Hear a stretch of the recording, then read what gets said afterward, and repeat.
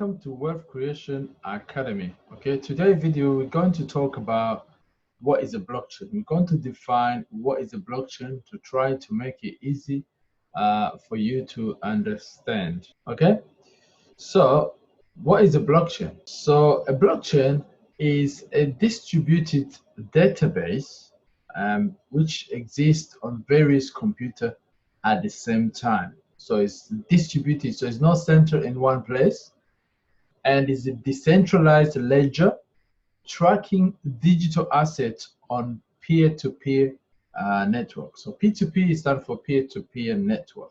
So it means you use your computer, I use my computer, whatever in the world, we can still use to track digital assets using our computer. So our computer act as nodes. Okay. So let's have a look some analogy. We're gonna have a look at some analogy for blockchain. So any really live example, for example. So of course, you can use the blockchain in records of sale and purchase of raw materials, and bank account statements, or an Excel sheet tracking hospital equipment, for example. All those kind of information, they are type of database, okay, or simply a large size book where you keep record of things. Okay, let's look at the book analogy. Imagine it as a traditional book based ledger. So where, for example, each page refers to a block connected to a previous one. So if you're reading a book, for example, try to imagine like each page, each previous page, each page, next page is always connected or somehow linked to the previous one. Okay, so a book could be called a blockchain. A page is a block.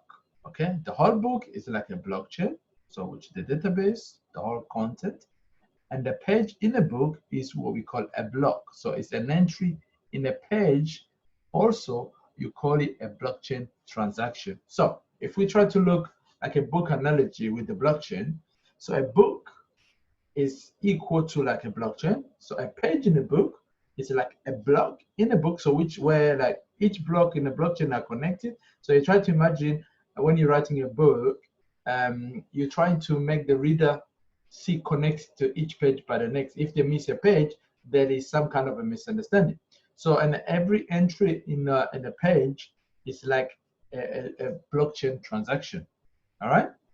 So it is easier to detect if a page or a block has been removed or deleted, isn't it? So if you remove a page in a book, a reader, if you're reading a book, you will know like there is something kind of missing. So the same thing goes with the blockchain. If a block is missing or somebody changed the block in the blockchain, other users will detect it, that there is something wrong. Okay. So it is easy to arrange the pages, blocks, and identify suspicious activity. So that's why page numbers are important in a ledger or in a book. Okay, since the pages of blocks / blocks are built tightly, okay, on top of each other. Okay, it is impossible to tamper a previous entry in the ledger without someone else notice. So other people, other computers, other nodes will notice because each one have a copy of the blockchain. Right, this is how it look like. So if we look at the Bitcoin blockchain, so if we example the analogy of book, you've got a book. Each page is connected to, to the page. Each page is connected to the next one. So you can see the block. You can see here is the block. Each block is connected to the other, and the next pages I will show you how it is connected. Okay. Now let's have a look, a quick peek inside of a blockchain, how it might look like, how it might feel. So you've got the Genesis block, which is like the first block which is created. Every blockchain needs to have a Genesis block, the first one is created. And now it comes at the top, at the header. It's the head, you always at the head, and you've got these SHA-256 blocks in here number, which is the link that always connect. You can see when you go to block number 1, you've got a different, now it's a different random number, but you can see now this previous block is connected, it comes next, and then it generates some numbers and letters, and then you will have another SHA-256 block, which will also be connected to block number 2, come at the top, vice versa. That's how it's get connected. That's why it's called a block chain. So it's like a chain connected to each other. Okay, so let's look more on a blockchain. In case of a real blockchain, for example, each block is built on top of the new block. So using the previous block's content or signature plus the nonce, which is the random number like I just showed you. Okay, so building a block and adding it in the blockchain is a task of a miner, a miner node. So miner nodes are like computers which are they're connected to the network, and they call them nodes. So nodes, a miner is not like a person who's mining, it's actually the computer which is doing the task.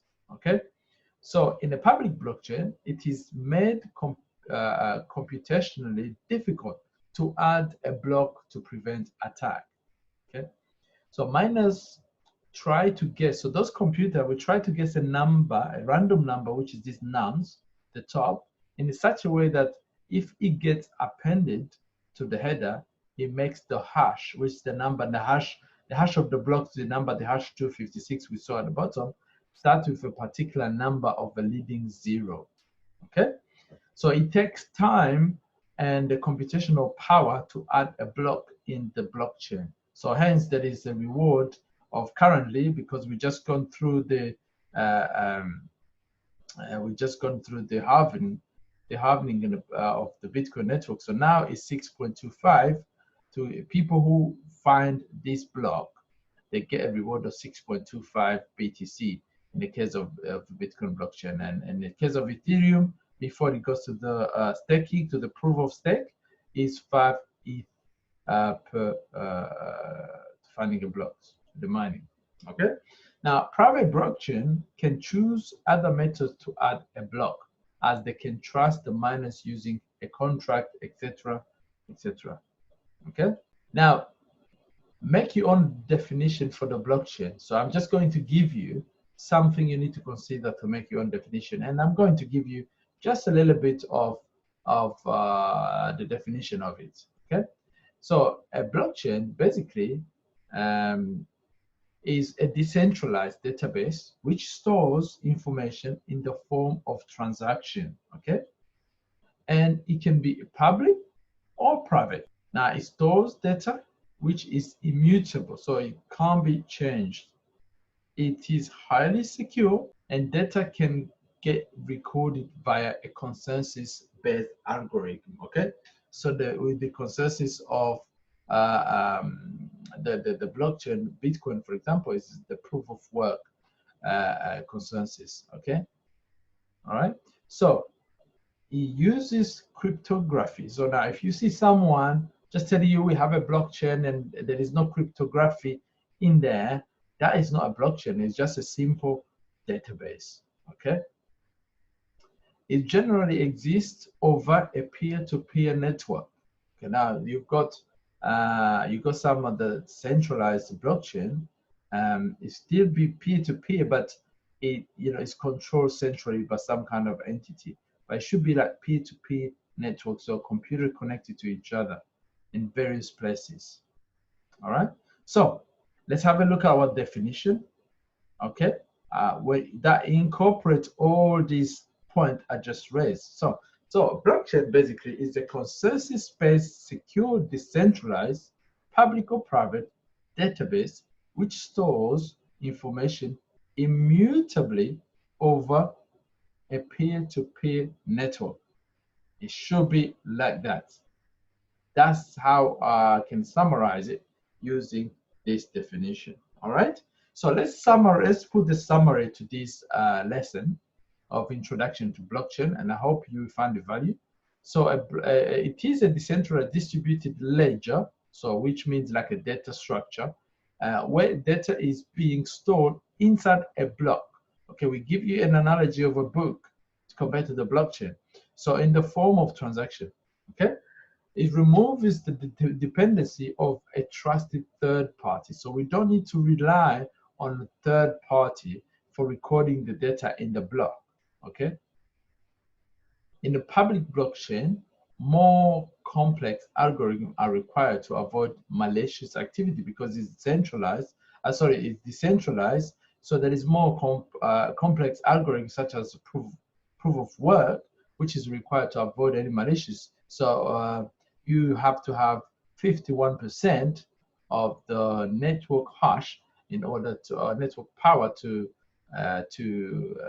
in order to to take over the network, and you have to override and go back to all those going back in the chain to all those transactions that happen in order to do so. It's very difficult and very costly.